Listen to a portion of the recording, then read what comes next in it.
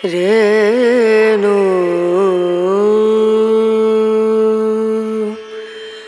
রনা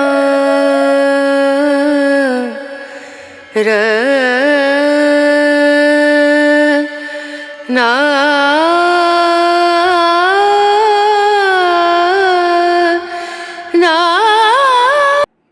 good morning বন্ধুরা, কেমন আছো তোমরা সবাই? আশা করছি তোমরা সবাই খুব ভালো আছো। আমিও খুব ভালো আছি। আজকে হলো বৃহস্পতিবার, এখন বসে আছি ঠাকুর ঘরে। আজকে ঠাকুর ঘর থেকে ব্লগটা স্টার্ট করছি। এখন 8টা বাজে। আজকে পুজো দিতে দেরি হয়েছে, কারণ আজ ইচ্ছে করে দেরিতে বসেছি, নাহলে এতক্ষণে পুজো হয়ে যায়। আজকে আমার মেয়ের জন্মদিন, তো আজকে 20 জুন, আর বাংলা 5 তারিখ আষাঢ় মাসের। তো বাবাকে বললাম একটু ফল, মিষ্টি ফল কালকে আনা আছে, মিষ্টিটা কারণ দোকান না খুললে আনা হবে না, তো একটু ফল মিষ্টি দিয়ে ঠাকুরের সামনে দেবো।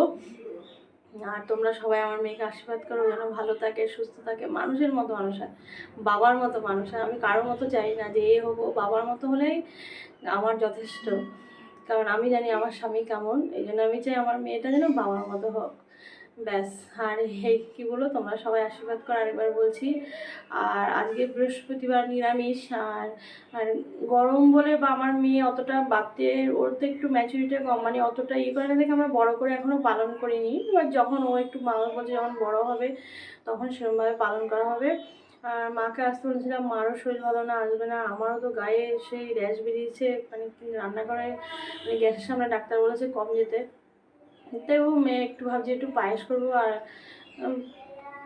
5 রকম বা 3 রকমের ভাজা ভুজা ডাল যা হয় করব। আর আমরা প্রতিবারই, মানে প্রতিবার যেবার নিরামিষ করে, ওই আমাদের এখানে একটা জগন্নাথ বাড়ি আছে, ওখানে ওর নামে ভোগ হবে।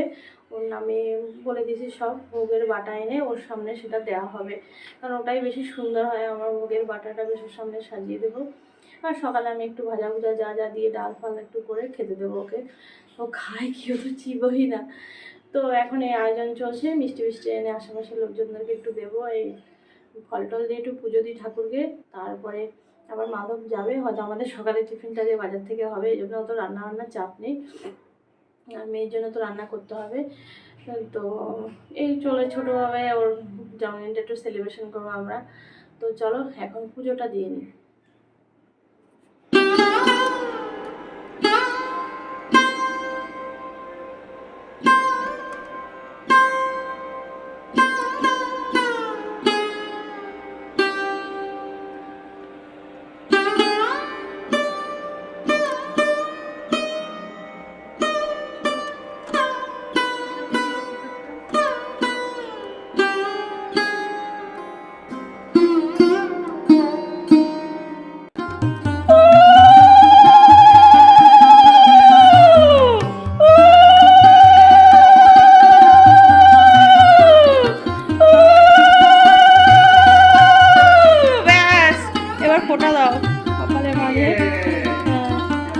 এবার একটু প্রদীপের ইয়ে দাও,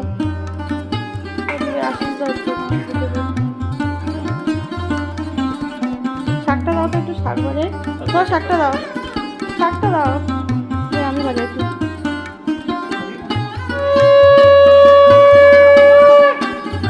আচ্ছা ঠিক আছে, আমি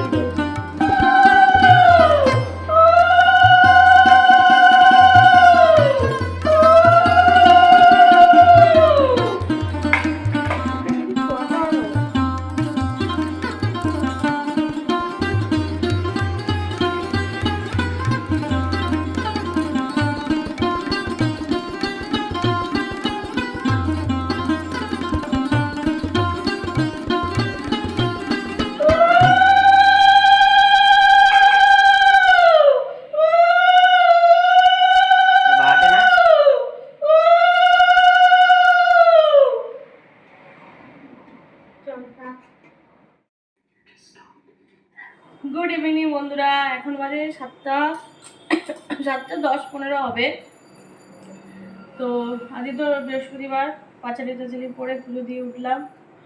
আর এখন এই যে মাধব গেছে নবদ্বীপে, মনার ডাক্তার কাছে, মনার ওষুধগুলো নেই। তো ছানাটা করে দিয়ে আমাকে এখনই বেরোলো 5 মিনিট আগে, বললো ছানাটা আমি করে দিই, তুমি পাঁচালি বলো তো উঠে খাইয়ে দিও। নাহলে তো আরও আগে খাইয়ে, একটু দেরি হলো, ছেঁকে নিয়ে ওকে খাওয়াবো। আর আজকে তো মেয়ের বার্থডে ছিল, বার্থডে বলতে ঘরোয়াভাবে সিম্পলভাবে আমরা যেরকমভাবে পালন করি। আর ঠাকুর বাড়ি থেকে ভোগের থালা এনেছে, দেখলে তোমরা থালাটা ভেঙে গেছিলো, এই জন্য গামছার মধ্যে মানে গামছা থেকে আর ওঠানো যায়নি। আর একটা কিছু মুখে দিতে পারিনি, একটা কিছু ও মুখেই তুলবে না, ওর যেটা খাওয়ার। আমি তো বাড়িতে 3 রকমের ভাজা, ডাল, পনির ফনির করেছি, ওই ঘরের তরকারি দিয়ে খেয়েছে, ওখানে খায়ও নি ছয়ও নি, কিচ্ছু খায় না। ওর যে কত মানে জিনিস আনা হয়েছে আজকে ঘরে, মিষ্টি ফিষ্টি কেক মেক, কোনো কিছু না, সবাইকে দেওয়া থাওয়া করেছি। আমার এখন একটু বোনের বাড়ি আসার পথে আবার বোনের বাড়ি একটু ঢুকবে, তো এই হচ্ছে গল্প। আর রাতের জন্য কিছু তেমন কিছু আগে করতে হবে না। দুপুরে ভাতও করেছিলাম, ভাত আছে, তারপরে একটু প্রসাদও আছে। তো মাকে বলছি রুটি ফুটি, বলছে না রুটি ফুটি হতে পারে, কারণ ওই একটু আতপ চালের মানে অন্ন খাইলে না, মানে অন্যই তো বলে একটু দেবে খিদে ফিদে একটু গ্যাস অম্বলের ভাব হয়। তো মাদক বললো কিছু করতে হবে না, আবার বোনের বাড়ি যাবে, ওখানে তো আবার স্পেশাল ট্রিটমেন্ট হবে যাই হোক। তো এই জন্য আমি আর রান্নাবান্নার চাপ নেই। আর আজকে আর একটা দেখো এত সুন্দর মানে আবহাওয়াটা হয়েছে না, অন্য সময় বৃষ্টি দাও বৃষ্টি, ঠাকুর বলে বলে বলে বলে ক্লান্ত আমি তো, বলে আজকে হঠাৎ করে বৃষ্টি, এত আবহাওয়াটা বেশ ঠান্ডা হয়ে গেছে আর বেশ ভালো লাগছে। বলছে না প্রকৃতি ইচ্ছে বলে কি না করতে পারে, এই মানে দীর্ঘ মানে 20-25 দিন বা বেশিও হবে, জ্বালিয়ে দিয়েছে সবাইকে, এমন কেউ নেই অসুস্থ। আমার গায়ে তো পুরো র্যাশ বেরিয়ে দানা দানা, যেটা আমার হয় না, পুরো মানে ওটা দিয়ে চুলকাতে তারপর ঘায়ের মতো হয়ে গেছিলো। সুগার আছে, মাধব ভীষণ ভয় পায়। তারপরে সঙ্গে সঙ্গে আমার ডাক্তারকে দেখি, আমি ভিডিও কলে ডাক্তারকে দেখি, অনলাইনে আমি ডাক্তার দেখা ব্যাঙ্গালোরে, ওখান থেকে একটা মলম দিল, তার মোটামুটি ঠিক আছে। এই হচ্ছে এখন গল্প। আর এখন মাকে ছানাটা খাইয়ে বসে বসে মোবাইল কাটবো, একে তাকে ফোন করবো, তেমন কিছু নেই। মাধব আস্তে আস্তে ধরো এই 9টা 9:30 তো বাজবে, ডাক্তার কাছে যাবে, বোনের বাড়ি যাবে, একটু বসবে।